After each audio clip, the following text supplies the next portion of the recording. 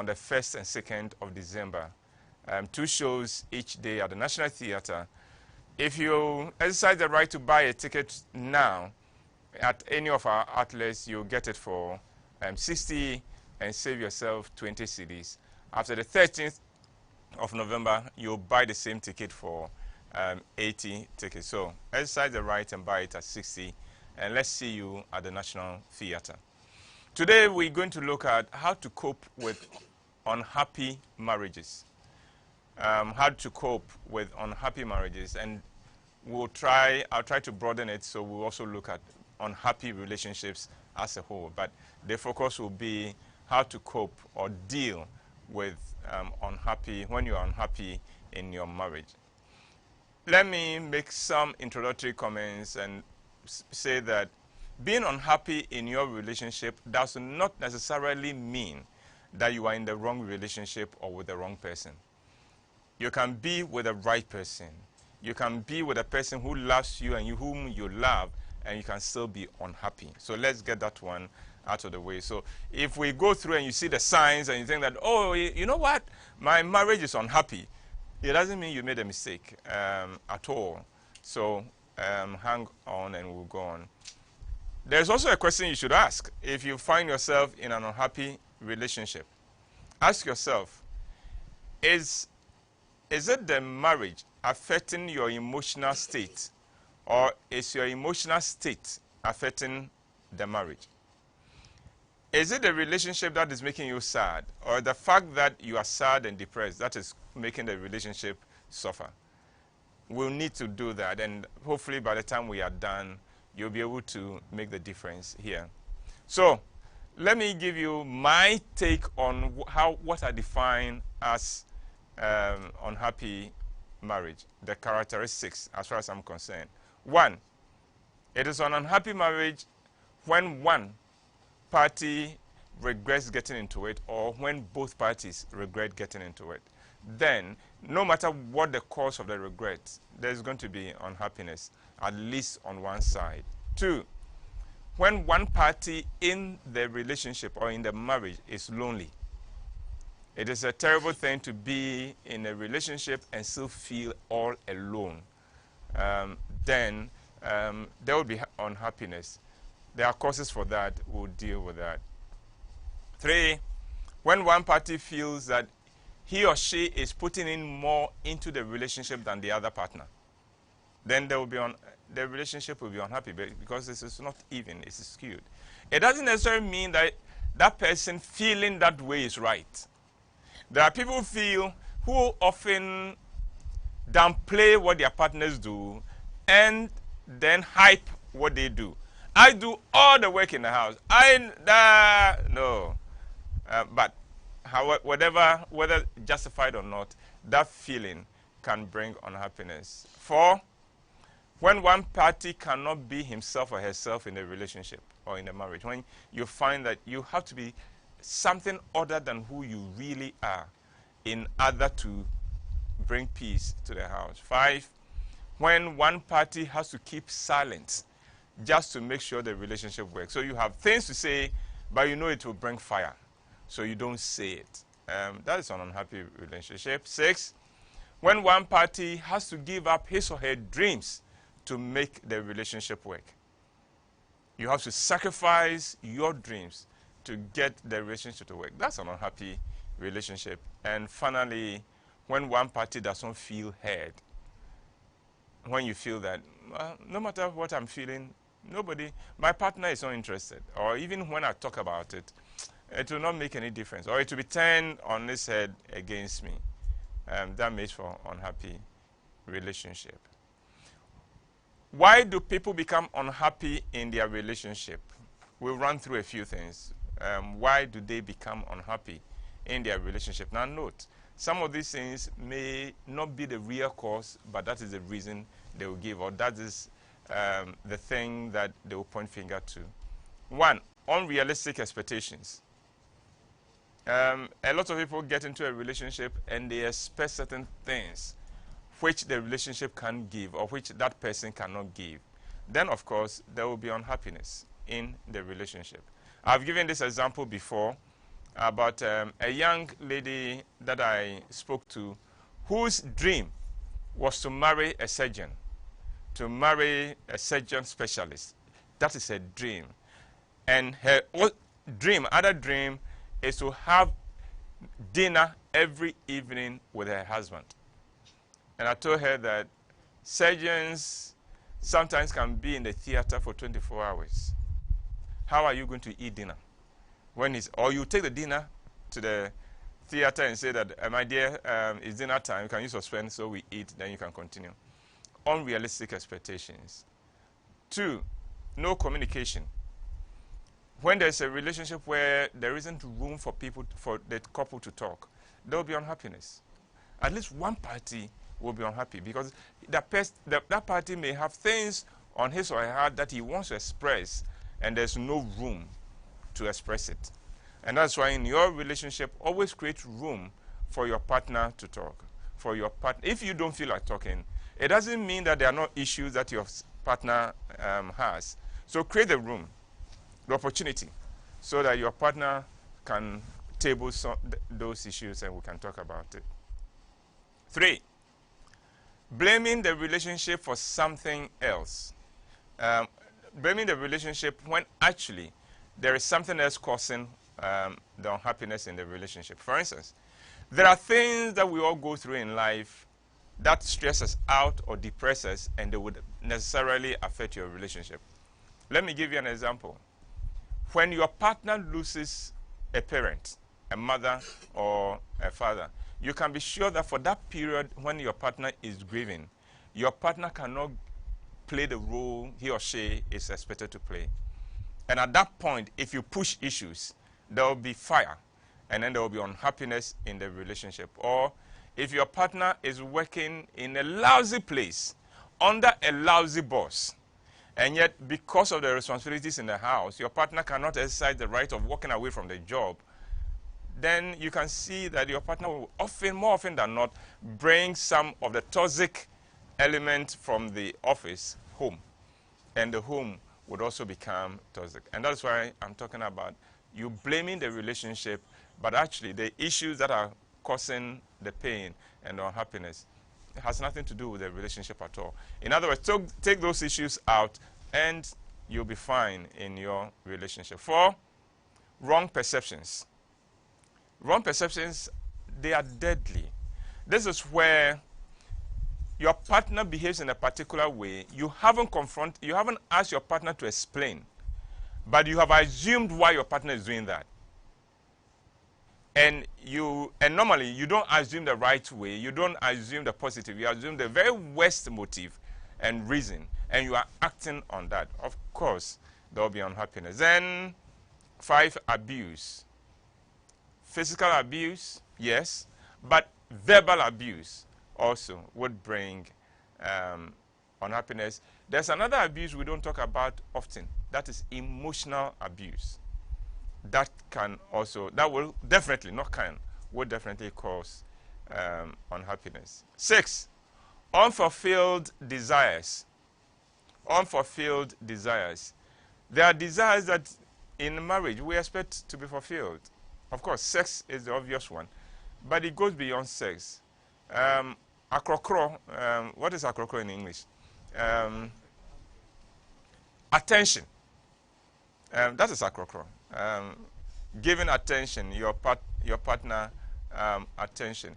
All that. So if the attention is not coming, you are not fulfilling the desires. Your partner does her hair, and she expects that, yes, when she goes out, everybody will talk about it. But in the house, you talk about it some, because your view means more to her than anybody else. And if you don't do it, you're creating a situation where your partner is unfulfilled because you will not talk about it. 7, the presence of third parties. Sometimes a third party can create unhappiness in the relationship, either because the party who is going after that third party is giving that third party unwarranted attention at the expense of the other party, or emotionally, that person is taking all the commitment and third parties can do wreak havoc to a relationship. The presence of third parties, even the interference of third parties, that's number 8. Number 9, constant fighting, misunderstandings. When the relationship becomes a boxing ring, then you could have unhappiness. So now, ignorance. Sometimes people are unhappy in their relationship because they are ignorant about what goes into a relationship and how the nature of a relationship, or even the nature of men and women. So there are things that a man does not really see as a big deal, but they are a big deal for a woman. For instance, one case that I have dealt with, the man doesn't see the big deal in allowing the girl in the house to wash his under things. But the wife feels very strongly about it. For the man, what's the big deal? My pants are dirty, she's there to wash them. Oh, pants not as in trousers, but pants as in Ghana, briefs and things like that. And the wife is mad, and the boy does not understand. Ignorance of the nature of men and women. For the boy, not a big deal. So, 11, unhappiness. Why people are unhappy in their relationship, because actually they made the wrong choice. Wrong choice. They shouldn't have married the person they married, or the person they married should not have married them. Wrong choice. 12, insecurity. Insecurity. One party is insecure, and it can cause quite a lot of issues. 13, unforgiveness. One party, or both parties sometimes, have not forgiven the other for something they said, something they did or did not do, and it's harboring it. You didn't remember my birthday 5 years ago, and so for 5 years now, I have never been happy, and waiting for you to acknowledge my birthday. Or on your birthday, I bought you a cow. On my birthday, even a card did not come, and because of that, unforgiveness. I have not forgiven you. I'm not fine with you. 14, lack of appreciation and validation. Lack of appreciation can cause unhappiness in a relationship. So we've looked at why people are unhappy. Now let's look at signs of an unhappy relationship. And I'm adding the signs, speaking about signs even after I have given you why. Because there are people who may not even know they are in an unhappy relationship or marriage in particular. And remember, I'm talking about marriage, because the first sign must be relevant to only married people. If you are not married and this one is true in your relationship, you are doing it wrong. Okay. Number 1, no sex or intimacy. If sex is absent in your marriage, it is a sure sign that this is an unhappy relationship. And not just the fact that not just the number, but the quality of it. Because there are relationships where there's quite a lot going on, but not much is going on inside it. So sex, that is the first thing that goes when there is unhappiness in the relationship, in the marriage. No communication, too. You don't talk to each other anymore. You don't. And so there are issues to talk about, but possibly one party doesn't want to even talk about it. So we need to talk. Oh, later, I'm busy. 3, the couple live separate lives, and those lives never merge anywhere. Each of them has his own life, gets up and is busy with has his own network, has his own thing to do. That's an unhappy relationship. 4, criticisms. When there is criticism, you are being critical of your partner, you are not happy. And you are not making your partner happy either. 5, frequent angry outbursts is a sign that you are not happy in this relationship. 6, when you have difficulty sleeping At night, you can't sleep. You can't sleep. You toss and turn, toss and turn, and toss and turn, and toss and turn. Something is on. You are not happy in the home. Otherwise, put your head on your partner and sleep. But you can't do that because you don't even want to touch your partner. 7, overeating. If you find yourself overeating, eating more than usual, you are unhappy about something, and very likely about your relationship. 8, not eating at all. You're growing lean, but you don't feel like eating. You don't want to eat. You're unhappy about something. 9, infidelity. When you are cheating in your relationship, you are not happy. And your partner too is not happy because your partner will also feel the consequences of your cheating outside. 10, poor personal grooming and hygiene. It's a sign that you are unhappy in your relationship, unhappy in the relationship. Because if you are happy in your marriage, you want every night to be a good experience. So you take your bath. You make sure you don't come to bed smelling like a kaya who has gone for 2 days without taking his bath. And your personal hygiene, the way you groom you, the way you dress and go out, it reflects that. We get to know you are happy. So when you let up on that and you neglect to look good, we know you are not in a good place as far as your relationship is concerned. Poor performance at work, or if you're a student in school, is an indication that you are unhappy in your relationship. 12, indifference. When you get to the point where no matter what your partner does, you don't care. Your partner comes late. Your partner doesn't come to sleep. Okay. Your partner says something. It doesn't have any effect on you. You are not happy in this relationship. But by the time you get to the level of indifference, the situation is very bad. Let's look at how people tend to cope or deal with unhappy marriages or relationships. The first one is that they walk away. That's the first, how they deal with it. I'm not giving you the right ways. I'm just reflecting what is the norm, what is usual. They seek to end it, walk away. It's an easy solution.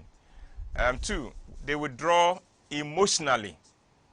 So they are there, but they are not there. They can be in bed with you, but they are not there with you. There have been cases where people even fantasize about another party while they are having sex with their partner, just so they can get through it. Emotional withdrawal.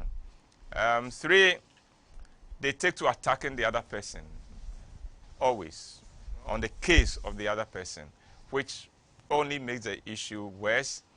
4, they compare their partner with another person's partner. Very dangerous thing to do. Because you see, quite often we compare how Abiziga and the husband they come to church and how they sit together and how they smile and hold hands. And we think that Abiziga and the husband are doing very well. Then Ken is looking at the situation and wondering, hey, my dear, why don't we sit together? Why can't you treat me like Abiziga is treating the husband? Don't you see, every time the pastor says something that is nice, he gives the husband a peck. You have never given me a peck. You are comparing. Now, wait, you don't live in that house with them. One of the things you must know is that people courting and people married can be fantastic actors. They know how to give an impression that we are so cool when they are not cool at all. When they are not cool at all. 5, again, we're looking at how people cope. They tell everybody who will listen about the woes they are going through in their relationship. All you have to do is say, and then it is open. Then you get a live stream with all the this thing, and it never stops. 6, they take to an emotional affair. There are people who are in unhappy marriages who know they will never cheat on their partner, but they get into an emotional affair where they depend on another person emotionally to survive and to keep going from day to day. So they will call and spend all the time on the phone. Every day they must hear from this person. They would like to hear comments about this person and all that. That's an emotional affair. 7, then comes the cheating. 9, and they become abusive. 8, they become abusive. 9, they take to substance abuse. It could be alcohol, or it could be the other ones, the powdery ones, or it could be the leaves. But they take to substance abuse as a way of coping with the fact that they are unhappy in their relationship. 10, they stay away from home. They will do anything but go home. You will think, if you work with people like that, you always feel guilty because you think these people, they work. No, they don't work. They are running away from home. They don't go home. These are the people who become the best friends of the security, the night security, because they are always there to keep them company. They work and work and work and they stay. And everybody admires them and say, hey, they work hard. Oh, no. They don't want to anything but go home. And when they do go home, 11, they stay away from the bedroom. They watch every program on TV and stay there, any reason from getting into the bedroom. 12, they withhold sex and intimacy. And 13, they now begin to look for their ex and begin to build bridges with their ex. If you're an ex, the ex of somebody in an unhappy relationship, you would know this.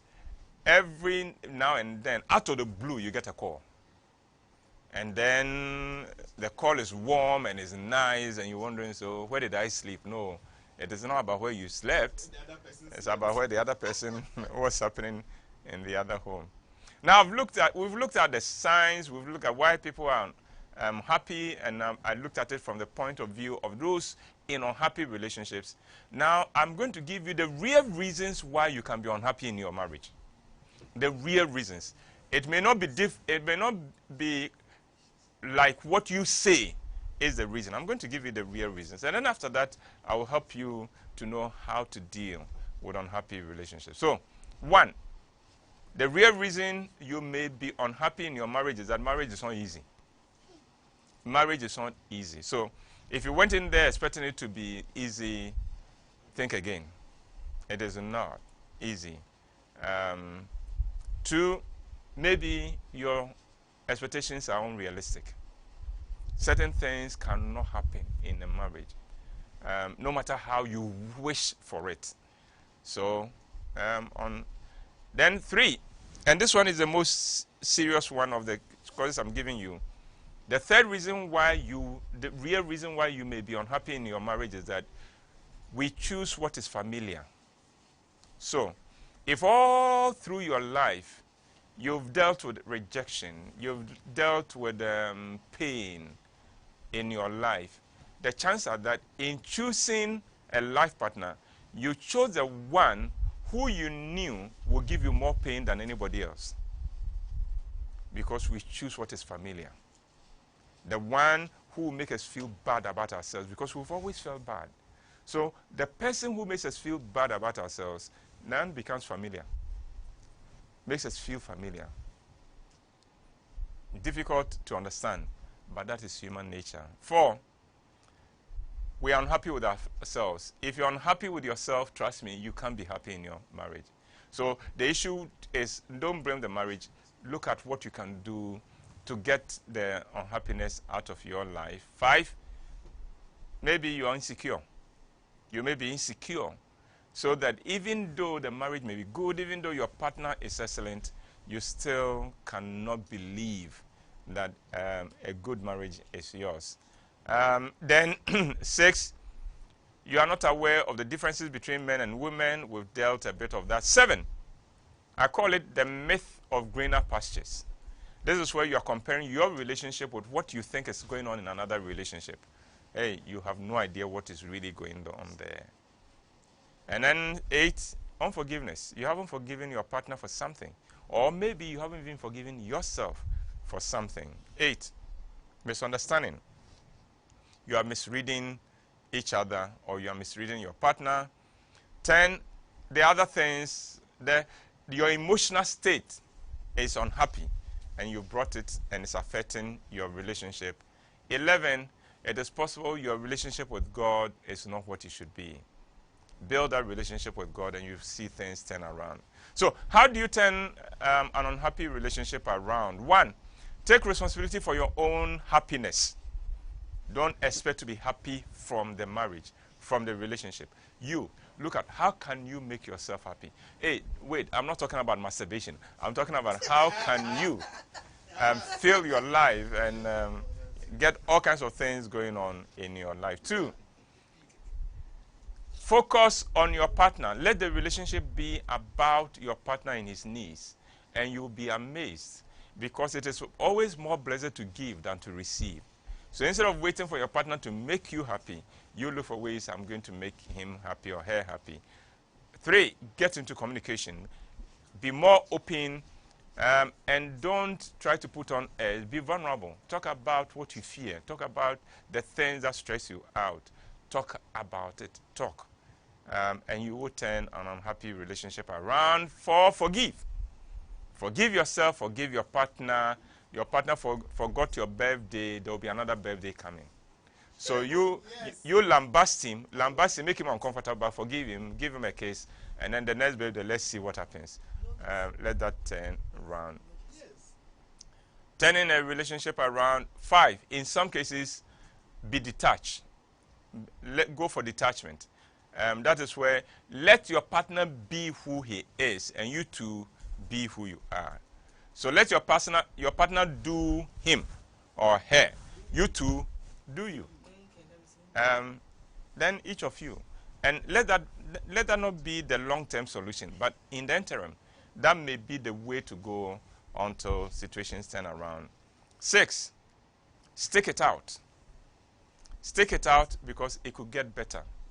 I've taken a look at a number of research results, and this is what they found. That the large majority of people who reported unhappiness in their marriages, 5 years down the line, reported they were happy now. Time had healed it. By the time it got to 10 years, it was over 90% of those who reported 10 years ago that they were unhappy in their relationship now saying, oh, I am very happy, because maturity has come in. We've come to understand each other better. We've come to understand the nature of what goes into marriage. Now we're doing far better. 7, stay positive. 8, try quality time. Make time for each other. Sit down, talk. 9, take time off. Take time off. I mean, sometimes seek for a separation. Separate for some time. Sometimes it does the magic of making you understand why you need this marriage in the first place. And then when you come back, you will do far better. And 10, get a life. Get a life. Don't wrap your life around that relationship or around your partner. You two have a life of your own. Have a life of your own, events of your own, activities of your own. That fills you. And in so doing, you build a network of your own. You have passions of your own. Get a life. And that will be fantastic. So, should you leave or not leave? Again, remember the fact that the vast majority, 5 years down the line, report, we are happy now. So let that go into your decision to do it, because there may be reasons why you can't go. So just being unhappy in a relationship may not be the reason why you should walk away from your relationship. And if the situation is that bad, you can seek counseling or separate for some time. But in the worst possible case, then you may have to consider the big D. But that should never be the first option that you look for. Well, I hope you've enjoyed this. I hope it's been useful to you. Now listen, some of these presentations I don't make them for your current situation. It is possible you're in a fantastic relationship now. So listen to the things, the signs of an unhappy relationship, and guard your relationship against them, so that you never get into that place where we can describe you as being an unhappy marriage. Okay? I hope it's been a blessing to you. We'll take a break now, and when we come back, let the community come alive. Let's have questions. Let's have comments, and then let's have fun. I said, Accra, Ghana, make some noise!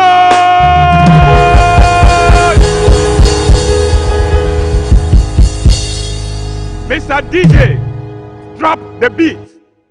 When I say hi, you say ho, hi, hi. When I say ho, you say hi, ho, ho.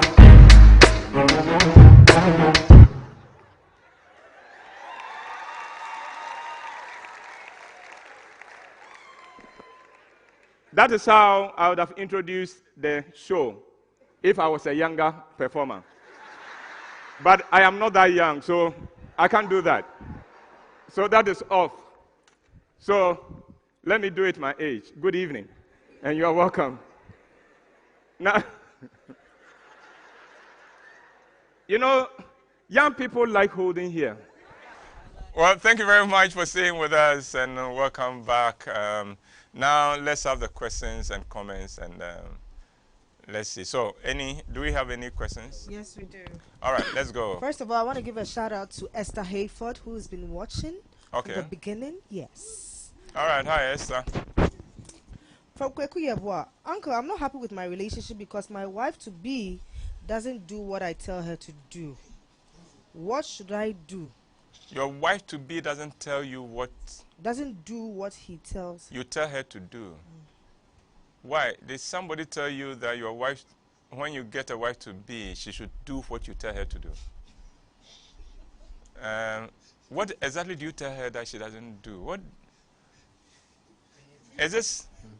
Are you running a military camp or something? Yeah. No, it's not a master-servant relationship, boss. Maybe I've got it wrong, but it's not a master-servant relationship. All right, let's go.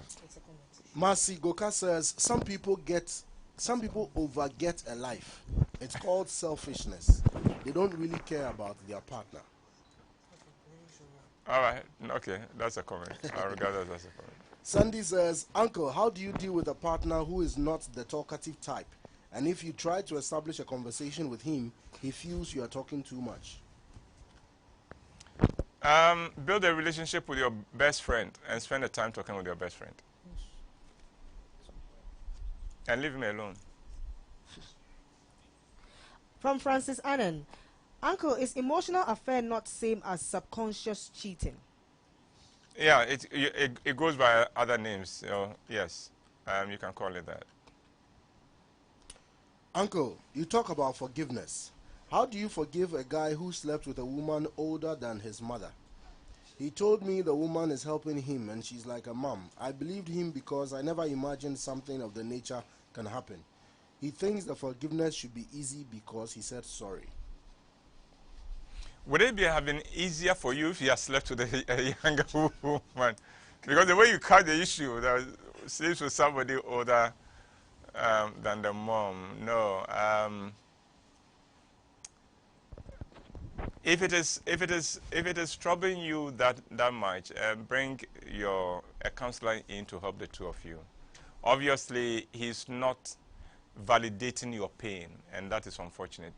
He should validate your pain and from the affair, and then move on from there.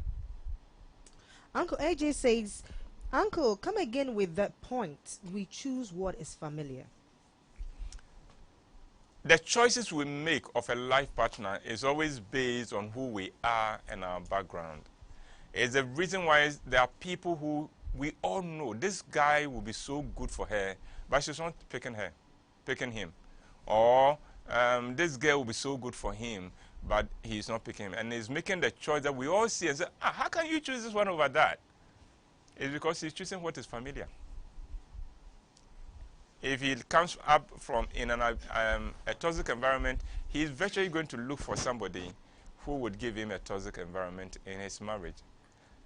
And that's why we need to be aware of these things, so we understand the choice I'm making. Why? What is driving this choice? So I can now make a better choice. Otherwise, if we choose by default, we may be making the wrong choices. AJ says, Uncle, how do you deal with a partner who flirts with every lady but not with you? Whoa. Whoa. That is somebody with a very damaged ego and wants the feeling of being macho from the affirmation of other people. He's looking for affirmation of his masculinity. Talk with him. Maybe he's not even aware. He may not be aware of that, but you talk with him and let's see. Hopefully, it will wake him up. Chumesi Ankran Kansas is asking, Uncle, what is your take on cross-cultural marriage? Oh, I don't have a problem. My belief is that the earth is the laws and the fullness thereof.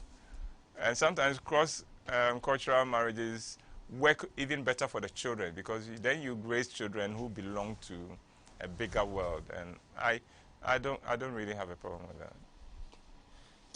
Okay, two people are asking a similar question, so I'll read them together. Kekeli says, how do you deal with your partner when he doesn't open up to you? And Marcy says, Uncle, what of those who are so quiet that it affects the communication? And he's not so open, but you are. How do you cope with that? Get a third person, get your friend. So that's why in one of the earlier presentations, I said a wife always needs a best friend. And that's why when you marry, that's no reason why you should close the door to all your friends. Pick a very good friend and spend the time just talking and then offloading on each other.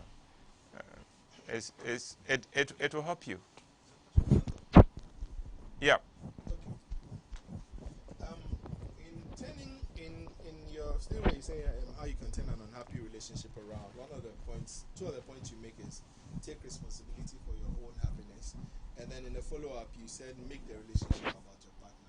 Yes. Now, in the first one, it so implies that taking the responsibility for your own happiness means that you are responsible for whatever makes you happy. It doesn't necessarily need to be about the person. If the person is making efforts to make you happy, that's a bonus. But in the second one, it says that make it about your partner.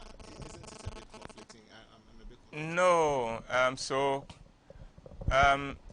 You want to come and watch a WHYTE play. Your partner says, I don't like plays. Okay, Kofi, you give me the car key. I'll be back. When I come, I'll tell you how it went. You understand? You've taken responsibility. Instead of sacrificing what you would have loved to do just because your partner said, I'm not interested in plays. So you go. It doesn't mean you haven't made a relationship about your partner. But on this occasion, I'm going out. I'm going to watch this. When I come home, it will be about you. Francis says, Uncle, isn't a very happy relationship a sign that one or both partners are acting? No. There are happy marriages. However, it doesn't mean they don't have issues, but they have learned how to deal with them better. They've learned how to handle their conflicts better. So they are truly happy relationships. And there are two. I think we have 4 married people in the team, right? 4 married people in the team. 2 of them don't talk about their relationship, but the other 3 we know they are very happy. So there are 5, eh? Wait, I don't want to mention the names because then we have 4. 2 don't talk about their relationship, so we don't know what's going on. But 2 are very open about their relationship, and we know they are doing well and getting better by the day.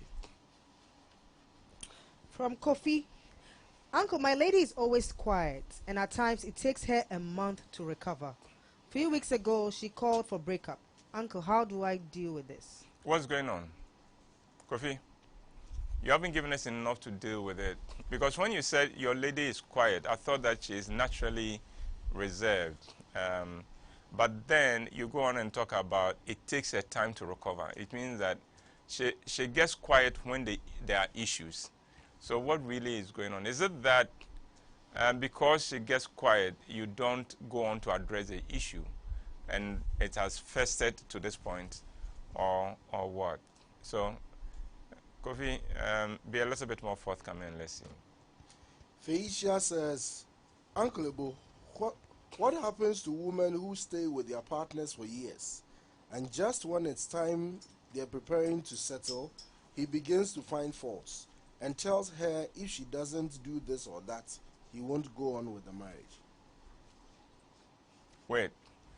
Is it the case where the woman has been given free asana for a long time and now wants the person to buy? Because that's the question. The question is that they stay together. Is that it? Yes. Yes. They stay together for a long time. Yeah, you sell free asana. Now you want to charge. He doesn't want to pay.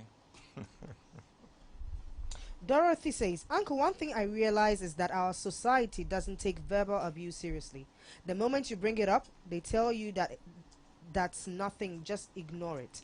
But to me, whatever you tell me when you're angry is what I think you feel about me, especially when you keep repeating the same thing, and it becomes very difficult to forgive. Verbal, I understand that we don't normally take verbal abuse seriously because it is so common among us. That's the only reason, but it doesn't reduce the impact of it. However, having said that, you'll be wrong to think that what somebody tells you in anger is what the person has always wanted to tell you, because when somebody is angry, there's an Akan word for anger, which is not a very common one, and it's abodam tiawa. When somebody is angry, he's in the short term crazy. He's no different from a mad person, and the things that come out of his mouth can be seen as a madman talking, and can therefore be dismissed. So don't always hold on too dearly to what he says and say, so that's what he has always been saying. No, that is what he would be saying. He would have waited to. That's what he's saying now that he's mad, now that he's lost his mind. When he comes back to his senses, stretch him small, but forgive him and move on. Gloria says, please, how do you forgive a cheating husband who did it often and denies it always and keeps doing it? Oh, Gloria, go for. Let a counselor come in if it is possible, because your husband then has a problem. You see, sometimes we think that a man who is womanizing is enjoying. No, he is not. A man who is womanizing ought to be pitied. That's a miserable person, except that that's a miserable man who doesn't know he's miserable. And he's messing his life up. He doesn't know he's messing his life up. He needs help. You, the wife, he may not take the help from you. Maybe he will take it from somebody else. Francis, so a wife needs a best friend. Can a husband have a best friend too? Our needs are very simple, Francis. But women need to talk. I get home, I'm tired, I want to sleep. My wife would like to talk. So here are credits for your phone. Call her and talk. And you sleep. Kinsley says, listening to you makes me realize that I have made so many mistakes. I would like to turn my relationship around. I am not sure I can do that on my own. I need your help, please. No, you need your partner. So sit down with your partner and talk. And be vulnerable. Tell your partner the things you didn't understand before and the things you've come to understand now. And then ask her to build this with you. But I'm happy the awareness is coming. And I hope that you'll find the grace to actually become a better partner that you can be and you have it in you to be. I applaud you for that.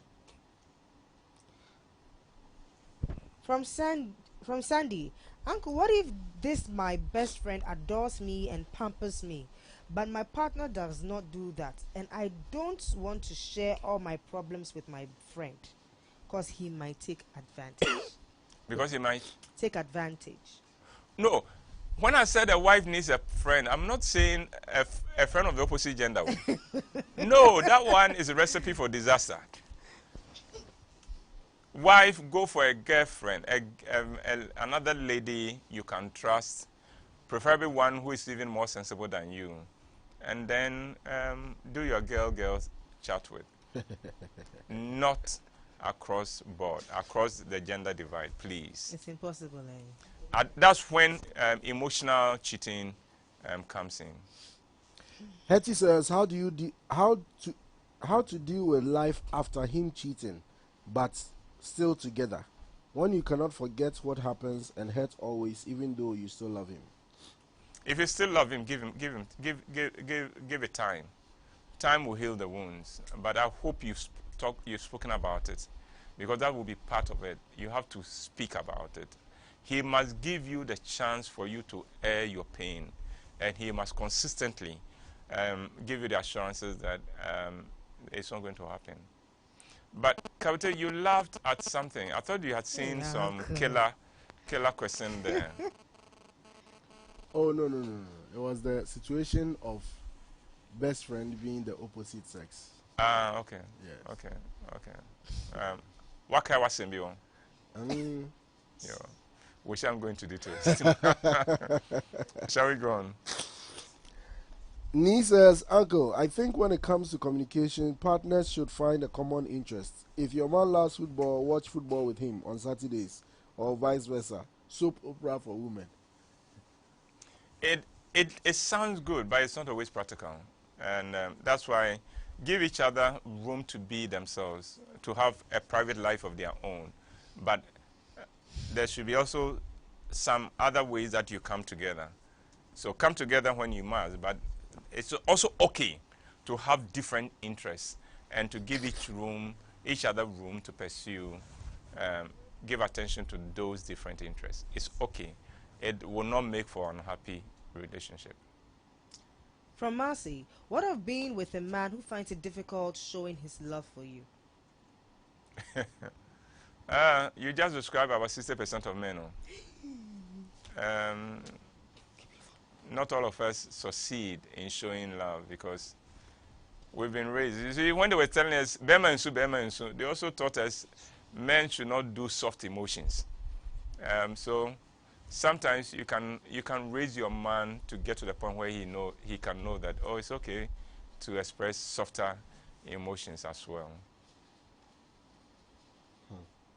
Francisca says, Uncle, what if your partner doesn't like talking about your relationship but brings forth others' problems to talk about? So whenever he brings up others' problems, address those problems and use your marriage as an example. It will help.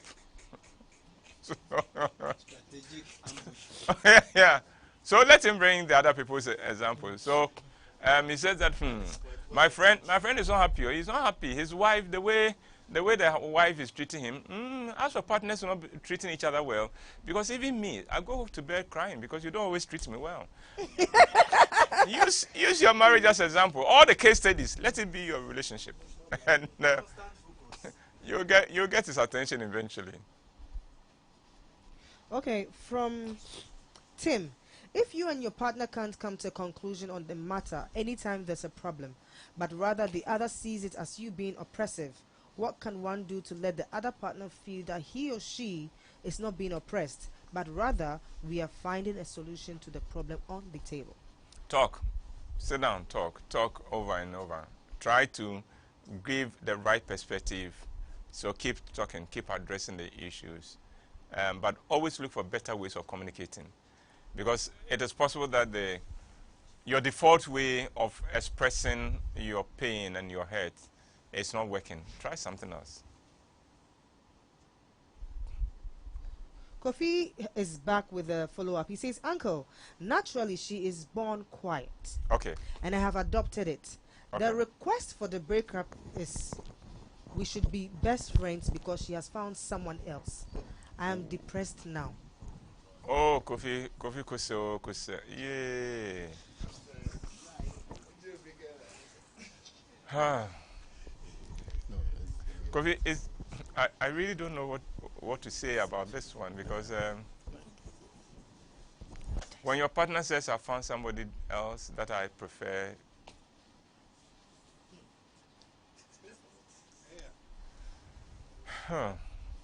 well, right now the issue, there isn't very much you can do about it. But sometimes letting the person go and still staying a good friend may make the person realize that, hey, why am I throwing this guy away? I think he's far better than this other one. It may work, it may not work, I don't know. But you'll be fine. No matter how this ends, Kofi, I just want you to believe you'll be fine. And if you have to, you'll be able to move on. Don't be afraid to move on if you have to. Uncle. I hope you don't have to, but if you have to move on, you'll be fine. Move on. Uncle, follow up to this. In this instance where he still remains a good friend to her after does he really need to? What about his healing? And two, there have been a lot of instances where they've gone, the ladies have gone, and they realize that I was in a bad place. Then they try to come back. We've even had questions with regards to that on this platform. Is it necessary to do a comeback on that? What will you advise? A question came about the man who doesn't talk about their problems but brings other people's cases. And I said, use your own case as case studies. So I'm going to use. So Ken, the way it is.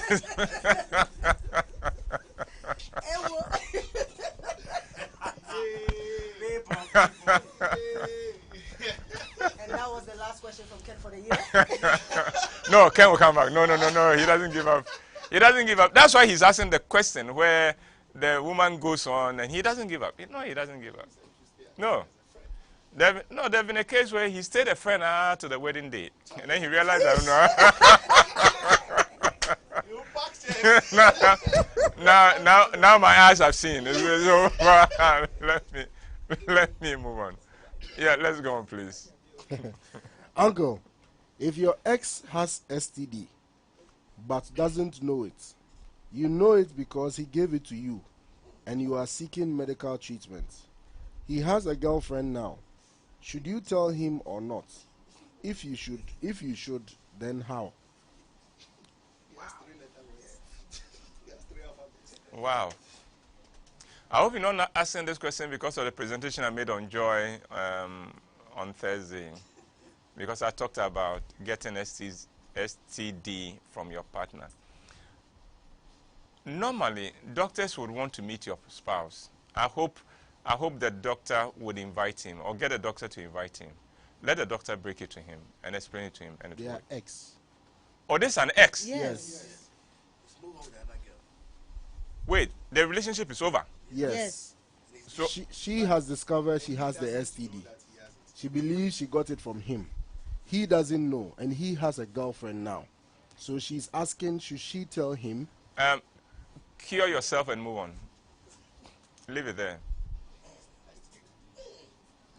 Cure yourself and move on. Cure yourself and move on. So if you go and he says that, okay, thank you very much, I'll go for the treatment, and then after that he says, let's see whether I've cured myself.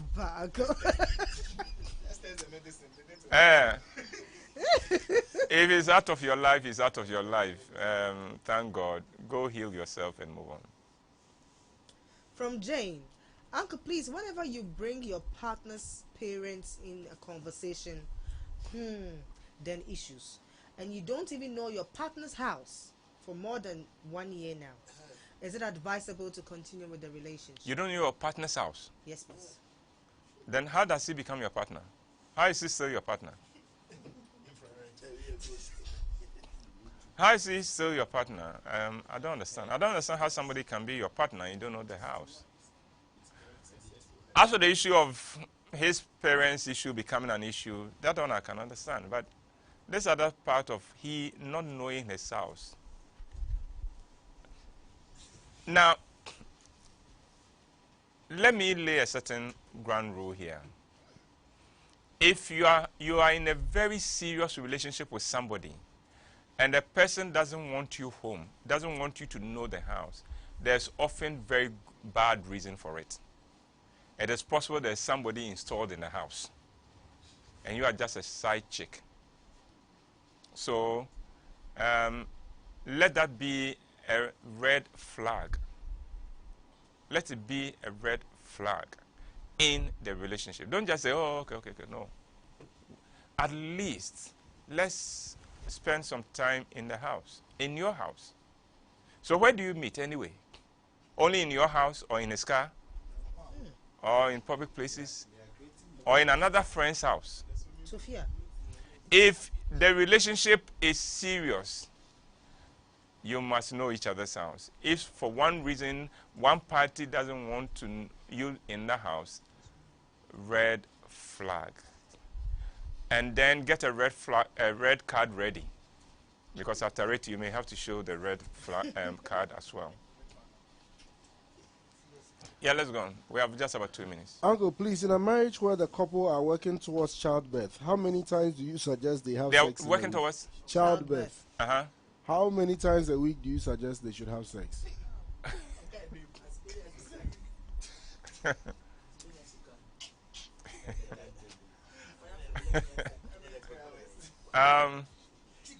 If you can manage it every day. Wait, I'm hearing a voice. Is it a voice here or is coming by? No, it's here. Yeah. Oh. Okay. Can you say right, left, Center forward. So if you can manage it every day, because you see, you may not get the dates when she's ovulating right. So just do it every day and you get it right. Come again? Okay, every day. Yeah, let's go. From Tim, if your woman cannot bring herself to understand that you are the head, but rather she wants to take the lead role in everything, what should one do to bring her to understand that the man is the head? Nothing. Not the other way around. Nothing. Just be yourself. Just being a good man. Just be a strong person. Not harsh. Not domineering. And women surrender to a man they can trust. A man they know loves them. So be the best partner you can be to this person. And she will surrender. She will surrender. You don't have to go and say, I am the head of the house. And so what? No? If you are the head of the house, okay, I'm also the neck. Now, head, stay there and let's see with that neck. So, don't even, that should never be an issue. Play your role. Do what you need to do. She'll surrender. She will. Kofi is back again. He said, now I'm confused about our current mood. We both cry anytime we talk on phone. Uncle, now I don't have feelings for any lady. How can I deal with this? I still love her. Now, Kofi, I can see you really love her. The painful thing is that I also get the impression that she loves you too. Something is not quite working out. So, Kofi, this is what you should do. For a period, cut yourself off. Let's see what happens. Put your phone off. Don't take calls. Let's see what happens. All right, is that it? Are we done? We're good. Right. I'd like to thank you very much for staying with us. I've enjoyed coming your way. I hope you've also enjoyed staying with me.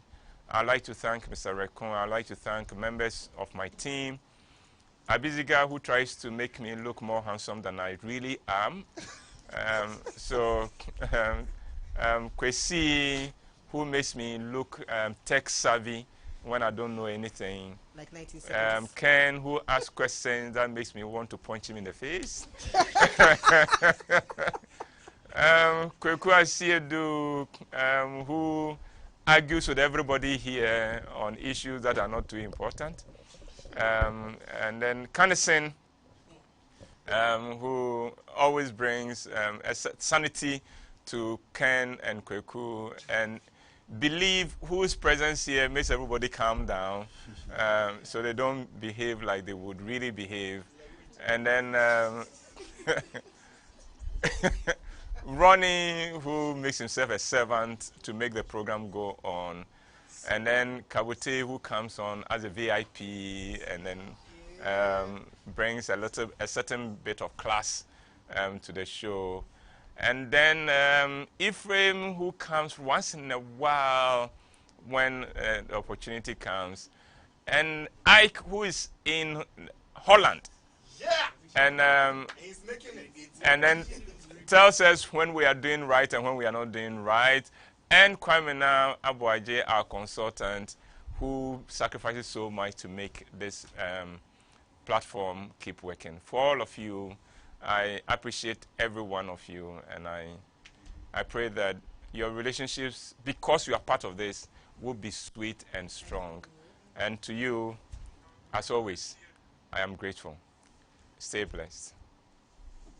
Hello. They call me Uncle WHYTE. I am the CEO of Roman Productions, but I'm also very much committed to helping you become your